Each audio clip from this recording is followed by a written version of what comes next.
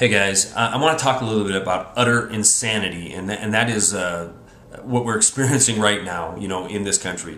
United States, the Dow Jones is over 12,000 points again, and Wall Street's healthier and happier than ever.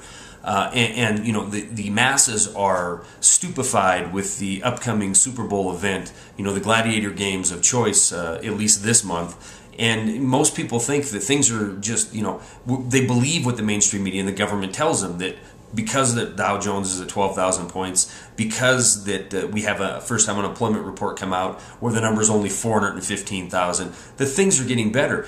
But I urge you to, if you are one of these people, or if maybe a friend or a coworker or family member sent you this video to say, it's time we need to wake up and realize what's really going on, not only here in the country, but around the world.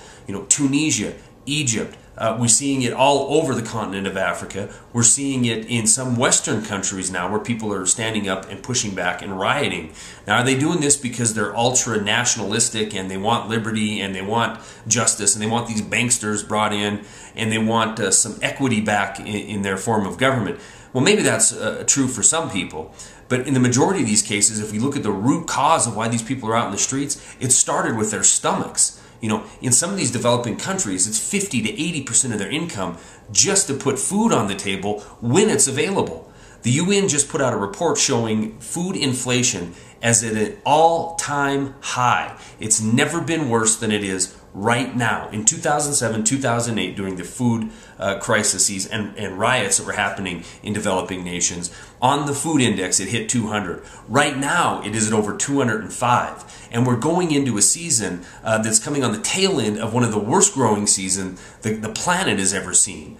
Natural disasters in Russia decimated the wheat crop there. We've had a very hard year here in the U.S., and we know that food prices are going to continue to soar. Meanwhile, the government is sitting there telling us that inflation is only at 1%, 1.2%. They'd like to do a little bit more quantitative easing to get it up into that 2% range. Well, we already see, with the Baltic Dry Index bottoming out, showing activity around the world is still in depression levels. We already see a rise in oil, even with not the demand being there. We're seeing a rise in oil to 90%. We're seeing a doubling in some cases of food commodities. And this can all be linked back to these geniuses in the central banking cabal around the world deciding the best thing that they can do to hide their sin and to hide the sin of their cronies on Wall Street is to do quantitative easing, to keep cranking out fictitious dollars, keep adding digits to the computer keys, and putting the world in a position where it's going to take the vast majority of your income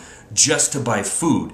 This is what's going to cause riots in the developing world, but soon could cause riots in the Western world. When you think of the fact that when I started making videos just a couple years ago, it was in the low 30s, the number of millions of people who were collecting food stamps. This number's exploded to 44 million.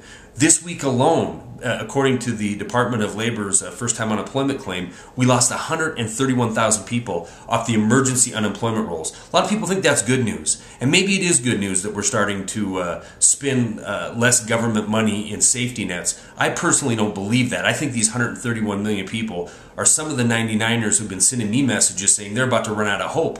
Well, we just lost a good-sized American city last week, 131,000 people. They have nothing else. Their JP Morgan issued debit card is no longer going to show up in the mail. And even the ones who are sitting there with 40 or 50 weeks and have some more time in front of them, how much is that food stamp benefit going to be worth when we see another doubling in food commodities? Guys, the time to prepare, the time to start thinking about your future is rapidly passing you by. It is now. First of all, you need to mentally prepare for what's coming. Inflation. The government's going to keep pumping out this 2% number. But the reality is, read these reports that are attached to this video. Highest ever in food. Energy. We have the Middle East that's about to erupt. The citizens of that region of the world have had it. They've resorted to violence.